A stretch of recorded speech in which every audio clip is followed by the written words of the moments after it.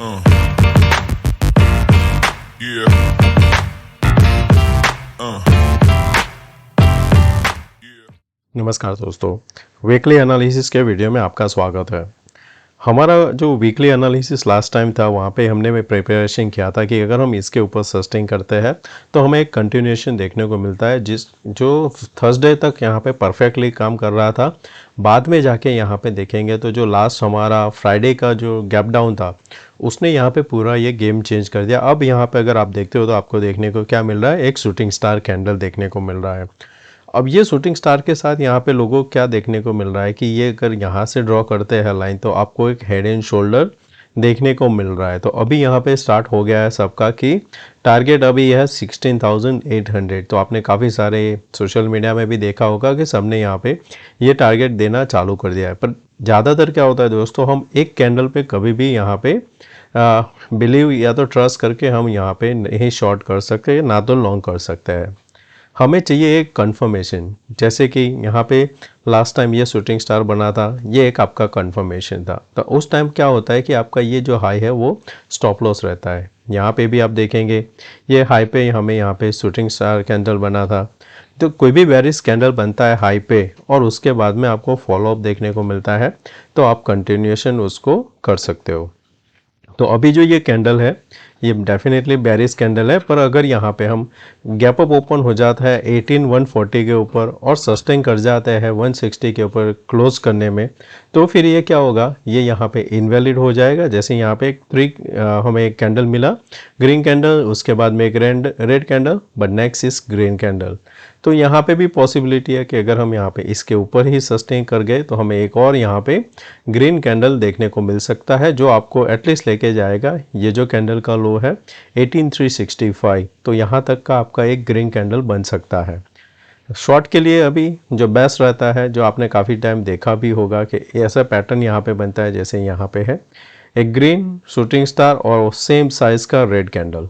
तो जो आपका टारगेट यहाँ पे बनेगा फिर 17,640 के आसपास आपका यहाँ पे टारगेट बनेगा। अगर यहाँ पे इसके नीचे ही हम सस्टेन करने लगते हैं तो ये जो लो है बहुत इंपॉर्टेंट है 18,040। 20-30 पॉइंट आप वहाँ पे मार्जिन रख सकते हो, तो उस हिसाब से यहाँ पे ट्रेड करना। सेकंड चीज़ हम यहाँ पे देखेंगे तो बैंक निफ्टी में आपको क्या देखने को मिल रहा है, यहाँ पे एक और पॉसिबिलिटी है कि ये अगर देखेंगे तो यहाँ पे आपको कप विद हैंडल पैटर्न भी बनता हुआ दिखेगा, जहाँ पे हम यहाँ से इसको कनेक्ट करेंगे ये लेवल तक, फिर यहाँ से एक छोटा सा एक डिप आएगा इस हिसाब से। तो यहाँ पे अगर ये आया और वापस इसने इसी जगह पे सपोर्ट ले लिया जो है 42,300 के आसपास, और फिर जब आप यहाँ पे आएगा तो एक कप विद हैंडल का ब्रेकआउट आपको वहाँ पे देखने को मिल सकता है। सेकंड चीज़ कि जिस जगह पे इसने यहाँ पे शॉर्ट बनाया है, पहला यहाँ पे क्या नज़र आता है कि एम पैटर्न। तो एम पैटर्न के लिए ये आपका नेकलाइन रहेगा जो यहाँ से काफ़ी दूर है जहाँ से हमने स्टार्ट किया था। पर कोई भी कंफर्मेशन के लिए हमें क्या है कि ये जो दो कैंडल है रेड कैंडल के नीचे सस्टेन करना पड़ेगा जो है 41,800। जब तक इसके ऊपर ही है तब तक क्या है कि हमें यहाँ से बाउंस मिलने का हायर चांस है। यहाँ पे जो लोग एम पैटर्न देख रहे हैं उनको यहाँ पे एन भी दिख रहा होगा। एन पैटर्न में क्या है कि जैसे यहाँ से आपका स्टार्ट हुआ ये रिट्रेसमेंट और फिर यहाँ पे ये वाला, तो इसको भी आप एन पैटर्न बोल सकते हो। तो जब तक आपका नेकलाइन के नीचे कंफर्मेशन नहीं मिलता तब तक आपका हायर चांस है कि यहाँ पे एन पैटर्न बन सकता है। और लॉन्ग ऐसा नहीं है कि अभी हमने यहाँ पे ड्रॉ कर दिया तो हम लॉन्ग कर देंगे, नहीं।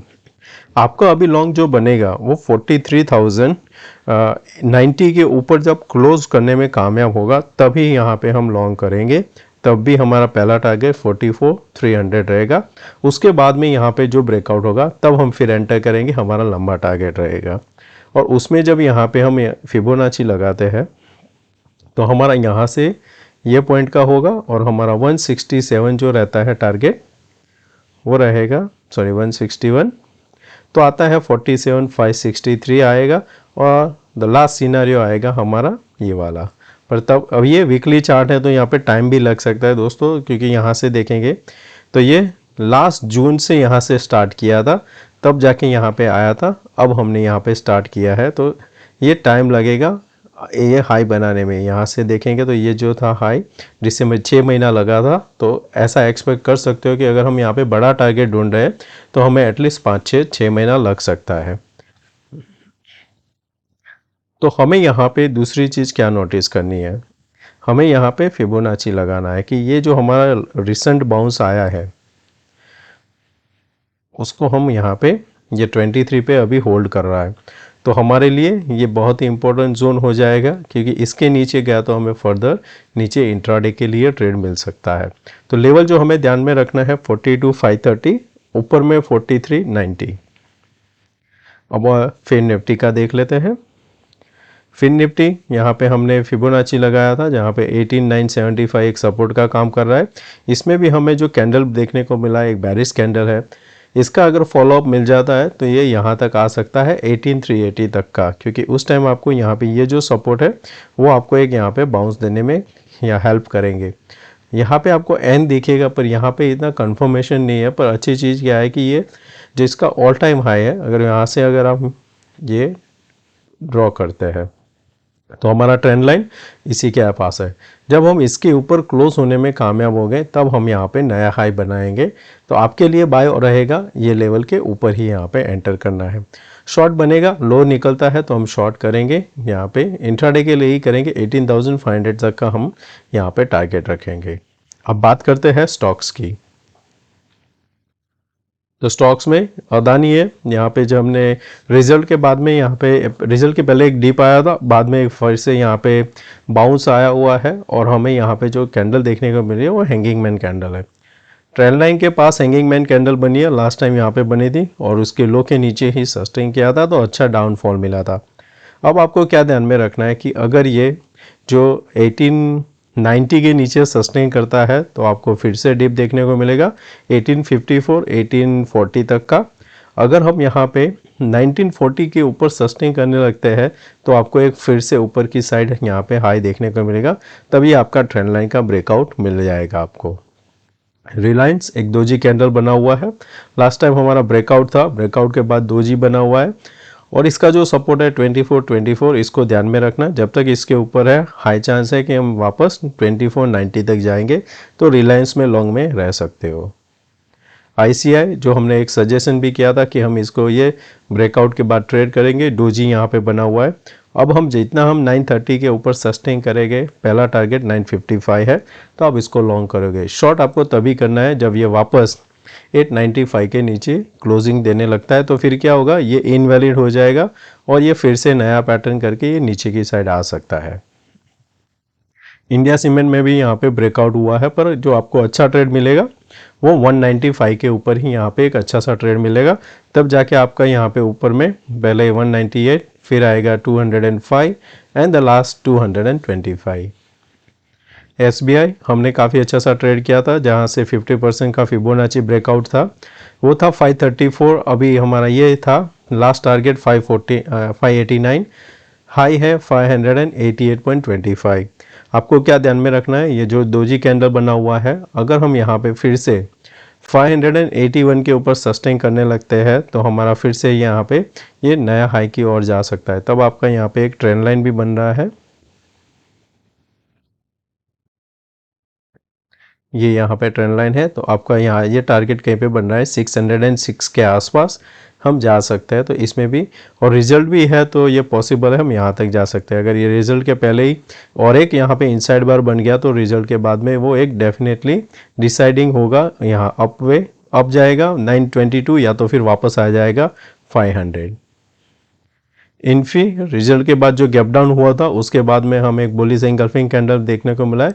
ये जो बुलिश एंगल्फिंग है बॉडी का है, और फर्स्ट कैंडल को देखते हैं तो अभी इनसाइड बार बना था, इसको हमने ब्रेक दिया, वापस यहाँ पे शूटिंग स्टार कैंडल बनाया। पर अच्छी चीज़ क्या है कि ये जो लेवल है 1250 के ऊपर ही सस्टेन कर रहा है, तो आपको क्या ध्यान में रखना है, अब हमें यहाँ पे 1266 को ध्यान में रखना है, उसके ऊपर जितना सस्टेन करेंगे हायर चांस रहेगा ये गैप फिल करने के लिए। तो ये 2 या 3 वीक में ये गैप फिल कर देगा। अगर कोई बड़ा न्यूज़ आया या तो कोई अच्छा बाइंग आया तो 1 वीक में भी हो सकता है। TCS सपोर्ट के पास में यहाँ पे देखेंगे तो 2 बार सपोर्ट लिया, एक ट्रेंड लाइन बना हुआ है। इसका मैं कलर चेंज करता हूँ। ओके, तो यहाँ पे लोअर लो बन रहा है पर RSI पॉजिटिव डाइवर्सन दे रहा है और इस जगह पे जहाँ पे क्लोज हुआ है हाई के ऊपर हम बाय कर सकते हैं। हमारा टारगेट रहेगा 3370। मारुति ट्रेंड लाइन ब्रेकआउट हो चुका है, ये एक बुलिश कैंडल का पैटर्न है और इसके ऊपर हमें लॉन्ग करना है। तो अभी हमारे लिए जो इम्पोर्टेंट रहेगा 9030, अभी हम यहाँ पे 8948 के आसपास इंट्राडे हाई के ऊपर निकलता है बाय करेंगे। 9030 एटलीस्ट हमारा पहला टारगेट रहेगा, उसके ऊपर सस्टेन कर गया तो हमारा फाइनल टारगेट रहेगा 9800। बजाज फाइनेंस, उसने भी यहाँ पे ट्रेंड लाइन का जो ब्रेकआउट दिया था, अब यहाँ पे 50% जो फिबोनाची वो आ रहा है 6636, हमारा क्लोजिंग है 6389। अगर फ्लैट ओपनिंग होती है और 6360 को होल्ड करता है तो बाय करना 6390 के ऊपर, और आपका यहाँ पे स्टॉप लॉस रहेगा 32 पॉइंट और आप उसको होल्ड कर सकते हो for the target of 6636। Bajaj Finserv, यहाँ पे भी हमें फ्लैट RSI देखने को मिल रहा है, अब यहाँ पे डाइवर्जन हो रहा है। लोअर लो बना रहा था, RSI होल्ड कर रहा था लो, और अब यहाँ पे दोजी कैंडल बना हुआ है। आप लॉन्ग कब कर सकते हो, जब ये 1375 के ऊपर सस्टेन करता है तब लॉन्ग करना। आपका पहला टारगेट 1432 होगा। 1432 के ऊपर यहाँ पे सस्टेन होने के बाद में एक W पैटर्न का कंफर्मेशन होगा, फिर आप थोड़ा लंबा टारगेट के लिए उसको होल्ड कर सकते हो। बजाज ऑटो, यहाँ पे देखेंगे तो लास्ट 6-7 वीक से कंटिन्यूएशन हमें बाइंग देखने को मिली थी।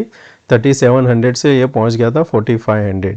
अब जाके हमें यहाँ पे शूटिंग स्टार कैंडल बना हुआ है, इसके लो के नीचे हम डेफिनेटली शॉर्ट कर सकते हैं।